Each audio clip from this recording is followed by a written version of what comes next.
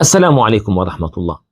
إخواني الأكارم، بدأت المشاحنات في هذه الأيام حول زكاة الفطر، هل نخرجها طعاما أم مالا؟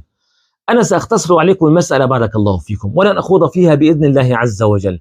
أنا عزمت أن لا أخوض في هذه المسألة في هذا العام بإذن الله عز وجل، لكني أخاطب المسلمين المتمسكين بهدي النبي صلى الله عليه وآله وسلم، أخاطب الذين لا يقدمون بين يدي الله ورسوله صلى الله عليه وآله وسلم، أخاطب الذين يلتزمون ويتمسكون بقول الله عز وجل إذ يقول: وما كان لمؤمن ولا مؤمنة إذا قضى الله ورسوله أمرا أن يكون لهم الخيرة من أمرهم ومن يعص الله ورسوله فقد ضل ضلالا مبينا. أخاطب هؤلاء أقول لهم: بارك الله فيكم، تمسكوا بهدي النبي صلى الله عليه وآله وسلم، تمسكوا بما كان عليه الصحابة رضوان الله عليهم، فإنهم كانوا على الهدى وعلى الصراط المستقيم.